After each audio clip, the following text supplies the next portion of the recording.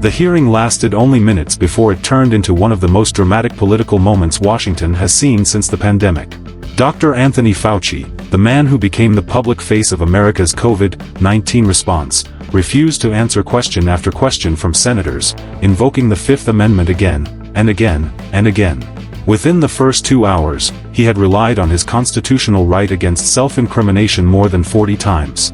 Was this the move of a man protecting himself from a political trap, or the action of someone with something to hide? Tonight, we're breaking down exactly what happened inside that hearing room, why it matters, and why both Republicans and Democrats are already spinning this moment in completely different directions. The showdown unfolded after Senator Rand Paul subpoenaed Fauci to testify before the Senate Homeland Security and Governmental Affairs Committee.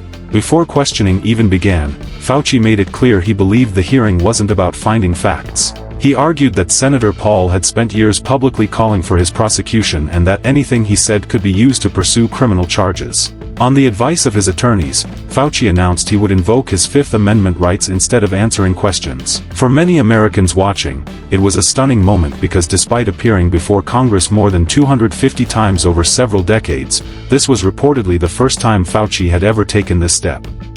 But the hearing didn't stop there. Republican senators continued firing questions about the origins of COVID-19, research funded by the National Institutes of Health, Communications during the pandemic, and whether federal officials had been fully transparent with the American people. Fauci remained mostly silent, repeatedly responding by invoking the Fifth Amendment. At one point, tensions escalated even further when Senator Paul ordered Fauci's attorney removed after the lawyer repeatedly attempted to interrupt and formally assert his client's constitutional rights. That dramatic exchange instantly became one of the defining images of the hearing. Republicans quickly argued that Fauci's silence raises serious questions. Senator Paul insisted that a presidential pardon does not erase history or prevent Congress from investigating what happened during the pandemic. He has long accused Fauci of misleading lawmakers about government-funded research connected to Wuhan and has repeatedly suggested that false testimony could amount to perjury. Health and Human Services Secretary Robert F. Kennedy Jr. also signaled before the hearing that he believed new testimony could expose inconsistencies in Fauci's previous statements. President Donald Trump added his own criticism ahead of the hearing, saying Fauci made too many bad decisions during the pandemic. Democrats saw the hearing very differently. They argued that Fauci was being placed in an impossible legal position, facing questioning from lawmakers who had openly discussed prosecuting him.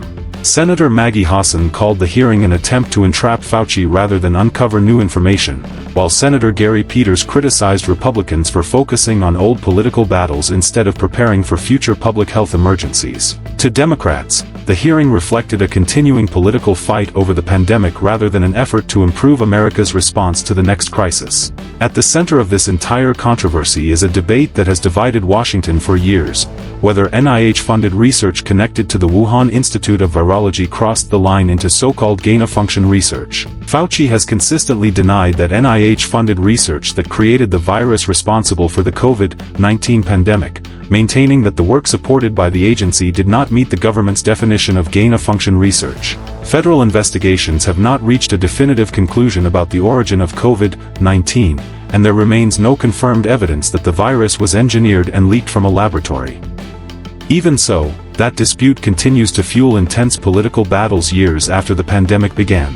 Whether Americans see Fauci's repeated invocation of the Fifth Amendment as a constitutional safeguard or as a damaging political image will likely depend on where they already stand in the debate over COVID-19. What is certain is that one of the most recognizable figures of the pandemic has now become the center of another explosive Washington confrontation, and this hearing is almost guaranteed to keep the arguments over accountability, transparency, and the origins of COVID-19 alive for months to come.